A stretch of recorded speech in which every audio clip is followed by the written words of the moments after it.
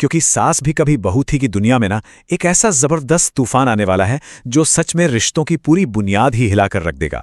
तो आज हम बात करने वाले हैं एक ऐसे धोखे की जो कहानी का रुख हमेशा के लिए बदलने वाला है। सोचिए, जब बदला लेने की आग में कोई इतना अंधा हो जाए कि उसे सही और गलत का फर्क ही दिखना बंद हो जाए तो क्या होता है। कहानी में एक ऐसी ही साजिश बुनी गई है जहां तीर तो किसी और के लिए चलाया गया था पर घाव किसी और को मिल गया।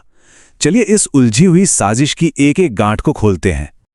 और इस पूरी कहानी के सेंटर में बस एक ही नाम है, रणविजय। हम देखेंगे कि कैसे उसकी नफरत उसकी घिनौनी साजिश को जन्म देती है जिसका मकसद सिर्फ और सिर्फ तबाही और बर्बादी है। देखिए, रणविजय आप कोई छोटा मोटा विलेन नहीं रह गया। उसकी नफरत उसे उस पॉइंट पे ले आई है जहां वो तुलसी से बदला लेने के लिए किसी की जान लेने से भी एक बार भी नहीं हिचकिचाएगा। और ये सब कुछ अचानक नहीं हुआ, नहीं, ये एक सोची समझी साजिश थी। रणविजय ने बिल्कुल सही मौके का इंतजार किया और तुलसी को रास्ते से हटाने के लिए एक जानलेवा एक्सीडेंट का पूरा जाल बिछा दिया। लेकिन कहते हैं ना, किस्मत को कुछ और ही मंजूर था। रणविजय की ये पूरी साजिश यहां पर एक ऐसा मोड़ लेती है जहां उसका पूरा का पूरा खेल बिगड़ने वाला है और कहानी का रुख एकदम पलट जाएगा। और देखिए यहां कैसे किस्मत ने अपना खेल खेला। रणविजय का निशाना तो तुलसी थी, पर उसकी जगह कार में बैठ गया मिहिर। एक छोटी सी अदला बदली ने इस पूरी साजिश का शिकार ही बदल दिया। और सबसे दिलचस्प बात क्या है कि हमले से ठीक पहले तुलसी को एक अजीब सी अनहोनी का एहसास होने लगता है। उसे एक गहरी बेचैनी महसूस होती है, जैसे मिहिर किसी बहुत बड़े खतरे में हो। अपनी गट फीलिंग, अपनी अंतरात्मा की आवाज सुनकर तुलसी फौरन घटनास्थल की तरफ भागती है और वो बिल्कुल सही समय पर पहुंचकर बुरी तरह से घायल मिहिर को अस्पताल ले जाती है और आखिरकार उसकी जान बच जाती है। तो अब कहानी उस मोड़ पर आ चुकी है जहां सारे राज खुलने वाले हैं।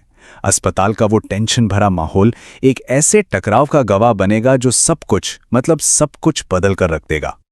रणविजय की हिम्मत तो देखे, वो कहीं छिपने के बजाय अपनी जीत का जश्न मनाने सीधा अस्पताल पहुंच जाता है। उसे लग रहा है कि उसका निशाना कामयाब हो गया, पर उसे जरा भी अंदाजा नहीं है कि उसका सामना अब सच्चाई से होने वाला है। और बस यही तुलसी को सब कुछ आईने की तरह साफ हो जाता है। रणविजय को वहां अपनी जीत का जश्न मनाते देख तुलसी पूरी कहानी समझ जाती है। उसे यकीन हो जाता है कि मिहिर की इस हालत का जिम्मेदार कोई और नहीं बल्कि रणविजय ही है।